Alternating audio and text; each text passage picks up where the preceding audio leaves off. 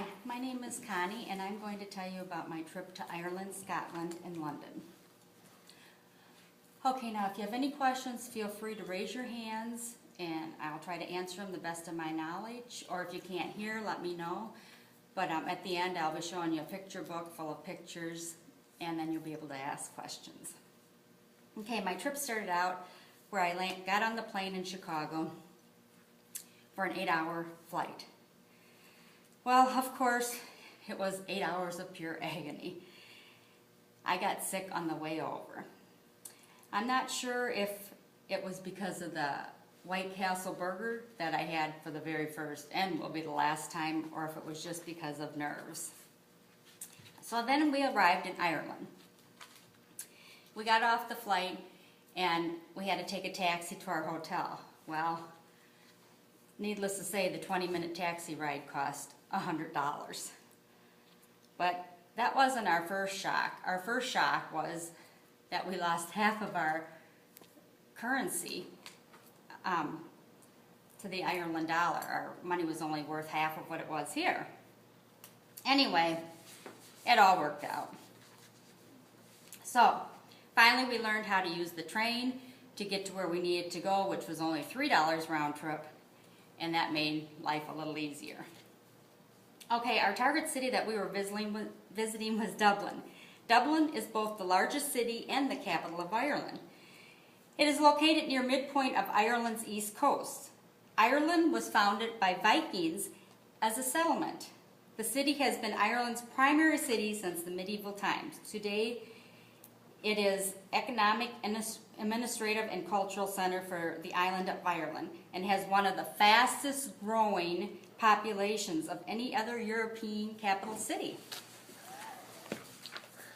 Okay, we were there for 18 days to visit my youngest daughter who was studying fashion photography at the Dublin College there. So we had a pretty good tour guide.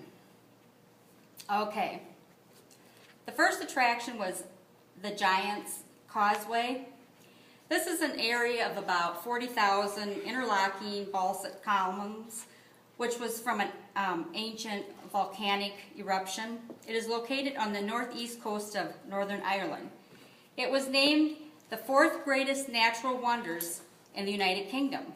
The top of the columns form like stepping stones that lead from the cliff and it disappears into the ocean. It's very, very unique and it's just really breathtaking. Okay, and then we journeyed on to the Cliffs of Moher. The cliffs are back in County Clare, Ireland, and the cliffs rise to 120 meters above the Atlantic Ocean at Haig's Head and reach their maximum height of 214 meters. The cliffs are one of Ireland's most spectacular views. O'Brien Tower is also located there, and you're able to climb the tower and look over the ocean and the lands.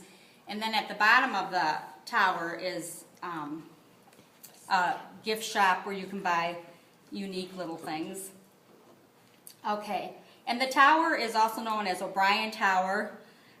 It's a stone tower that was built by Cornelius O'Brien, a descendant of the High King Brian Boral.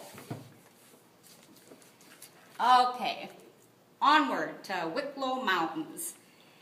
This is a range of mountains in southwest Ireland. They run north and south direction from South County Dublin across the county of Wicklow and then into the county of Wexford. Amazing and beautiful. I mean, it's just, you look and look and look and all you can see is greens and mountains and it's just beautiful. It's just so clean and gorgeous.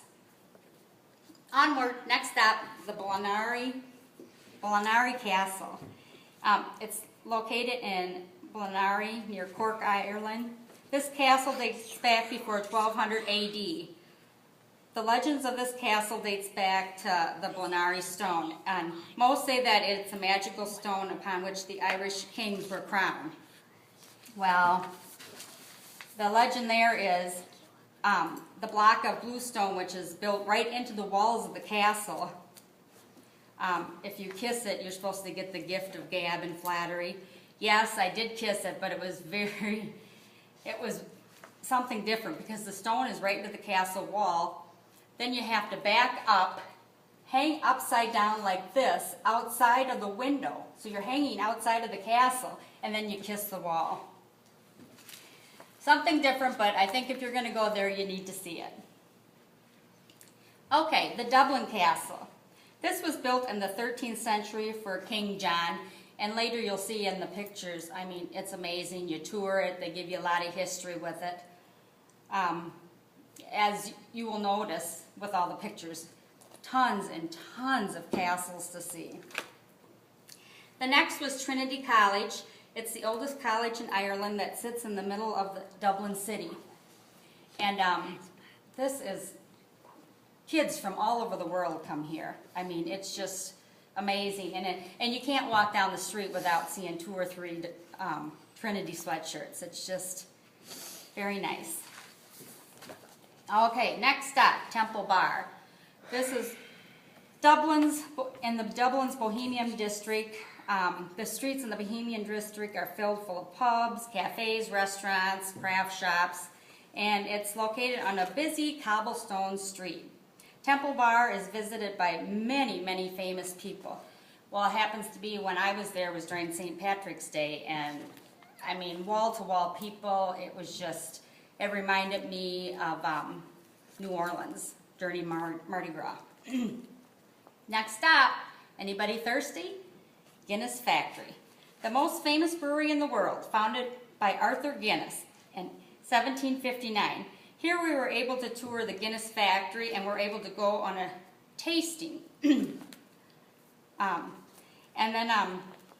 see. It also has the largest stout glass that stands over 200 feet high. It would take 14.3 million pints of Guinness to fill it. So then we ventured up to the top of the building, which was the tasting room, and there you overlooked the whole city and the lands, and it was amazing. It was just, and of course, full. Onward, Jameson Distillery. In 1780, John Jameson established the Bow Street Distillery in Dublin. Jameson is one of the 6 main Dublin whiskies that is produced. It is the best-selling Irish whiskey in the world. In 2013, sales topped 4 million cases, which was 48 million bottles. They say it's smooth and tasty. I don't know. I guess it's your personal opinion. I thought it kind of went down hard and burned. Next is the Dewar's Distillery. Dewar's was established in 1846 by John Dewar. John and his 2 sons went on to create a gold mine with their white label Scotch whiskey. Okay, next is St. Patrick's Cathedral. This is one of my most amazing parts of the trip. It was built in honor of the patron saint, St. Patrick. The cathedral is widely visited by the public and very many tourists daily. You're able to attend a mass in the morning or in the evening, and there's all little private areas where you can go and light candles. It was totally breathtaking, and to me it's amazing that they still hold masses there. Okay, and the pubs. We went to many, many pubs on the countrysides. I must say that they were very, very fun. These people were nice, welcoming, friendly, and always had a joke to tell you.